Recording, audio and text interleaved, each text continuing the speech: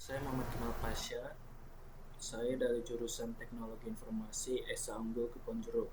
Saya akan membawakan beberapa berita seperti 1. 37 pedagang positif COVID-19. Pasar Keputraan Surabaya ditutup sepekan. Pasar Keputraan Utara Surabaya akan ditutup selama sepekan setelah ada banyak pedagang dinyatakan positif COVID-19. Wakil Sekretaris Gugus Tugas Percepatan Penanganan COVID-19 Kota Surabaya Irfan Widianto mengatakan Pasar Keputraan Utara ini mulai diliburkan mulai Selasa 21 Agustus 2020 hingga Senin 27 Agustus 2020. Mendatang ia menyampaikan hasil tes swab yang dilakukan 3 hari berturut-turut sejak 14-16 Juli 2020. Terdapat 37 orang terkontaminasi positif COVID-19 di Pasar Keputraan Utara. Dari dasar itu, kami sebagai gugus tugas merekomendasikan agar Pasar Keputraan diliburkan selama 7 hari, mulai besok tanggal 21 sampai 27 Juli 2020. Selama ditutup, Irfan menyebut Pasar Keputraan akan disterilkan untuk dilakukan pembersihan dan penyemprotan disinfektan. Selain itu, Satpol PP Surabaya akan menyosialisasikan kepada para pedagang agar membentuk gugus tugas COVID-19 di Pasar Keputraan. Ini dilakukan semata-mata untuk melindungi keselamatan dan kesehatan masyarakat, khususnya para pedagang dan pembeli di pasar itu. Selama libur itu, kami juga meminta kepada para pedagang untuk kerja bakti, bersih-bersih di standnya masing-masing. Kami juga kumpulkan tokoh masyarakat di situ agar membentuk gugus tugas di Pasar Keputraan. Irfan mengatakan pedagang di Pasar Keputraan yang merupakan warga Surabaya dan dinyatakan positif COVID-19, mereka diisolasi di Hotel Asrama Haji Sukolilo. Sedangkan bagi warga luar Surabaya diisolasi di rumah sakit darurat Indrapura. Nanti tes swab akan kami ulangi sebelum Pasar Keputraan dibuka kembali, terutama kepada para pedagang yang ada di sana. Sementara itu, kepada Satpol PP Kota Surabaya Edi Kristianto mengatakan pelaksanaan sterilisasi di Pasar Keputraan akan dilakukan Selasa 21 Agustus 2020 mulai pukul 2 siang hingga Senin 27 Agustus 2020 mendatang pukul 12 siang. Selama kegiatan sterilisasi berlangsung, Pemkot Surabaya bersama pada Dasar Surya akan melakukan penyemprotan disinfektan. Untuk ke berita yang kedua, ekonomi global melemah akibat pandemi COVID-19. Sebagian besar negara maju dan berkembang berpotensi mengalami resesi pada perekonomiannya, tak terkecuali Indonesia. Ekonom Bank Permata Joshua Perdade mengatakan perekonomian Indonesia sudah menunjukkan pelemahan ini tercermin dan pertumbuhan ekonomi. Ini mengindikasikan bahwa produktivitas perekonomian baik dari sisi permintaan dan produksi mengalami penurunan. Ungkapannya kepada Kompas. Penurunan aktivitas ekonomi nasional berdampak langsung pada pemutusan hubungan kerja (PHK) yang dilakukan oleh sebagian besar sektor usaha, termasuk pada sektor ekonomi non-formal akibat kebijakan PSBB di berbagai daerah di Indonesia.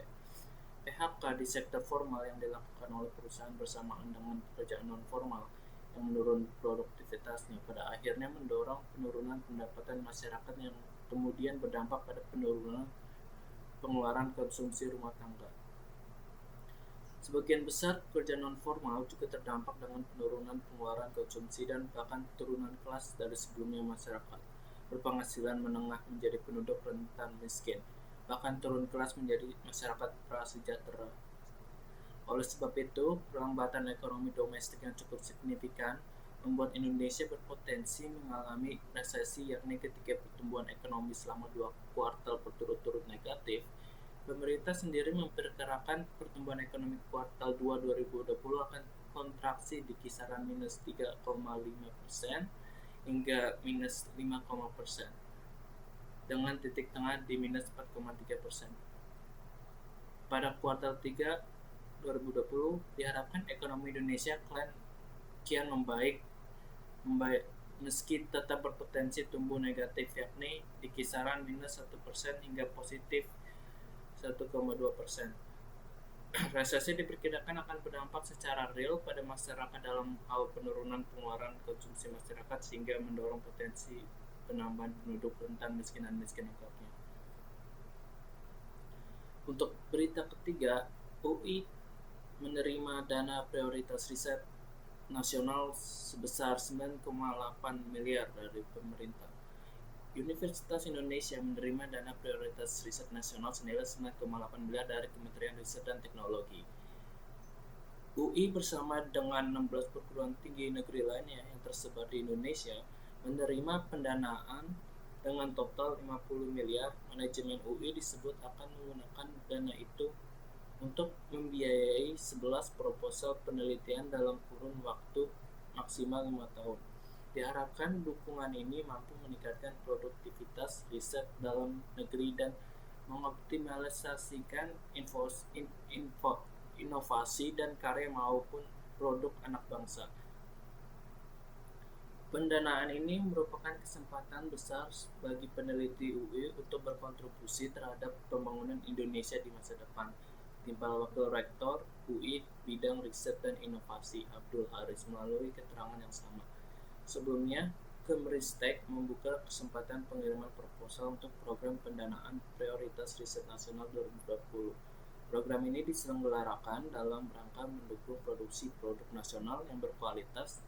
Dalam PRN 2020 terdapat sejumlah fokus antara lain pangan, energi, kesehatan, transportasi, produk rekayasa, keteknikan, pertahanan dan keamanan, kemaritiman, sosial, humaniora, seni, dan budaya serta pendidikan.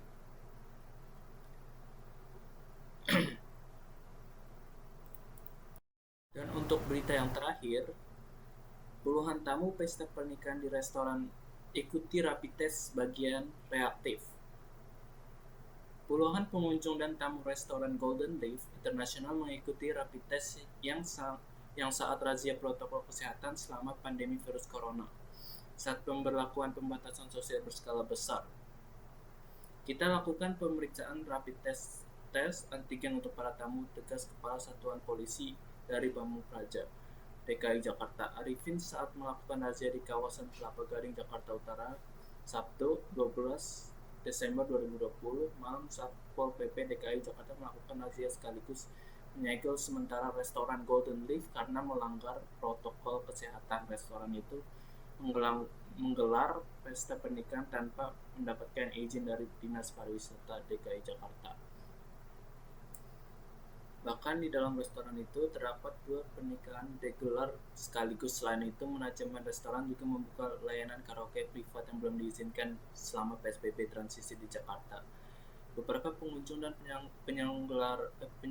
penyelenggara pesta pernikahan terlihat melakukan protes kepada petugas Satpol PP DKI Jakarta saat diminta lakukan rapid test. Hasilnya, pengunjung terdeteksi reaktif. Petugas lalu menyegel restoran itu selama 3 kali 24 jam dan mengenakan denda sebesar 50 juta. Usai pemeriksaan, beberapa petugas dari Dinas Pemadam Kebakaran menyemprotkan cairan disinfektan di aula pernikahan serta ruang-ruangan yang ada dalam restoran tersebut. Pemprov DKI Jakarta melaporkan hingga Sabtu 12 Desember 2020 kasus positif COVID-19 di DKI Jakarta sebanyak 151.201 orang. Angka itu bertambah 951 kasus dari laporan pada Jumat sebanyak 150.250 ribu orang. Sekian dari saya. Video ini dibuat karena tugas bahasa Indonesia. Semoga apa yang saya ucapkan benar dan dan tepat seperti yang ditugaskan.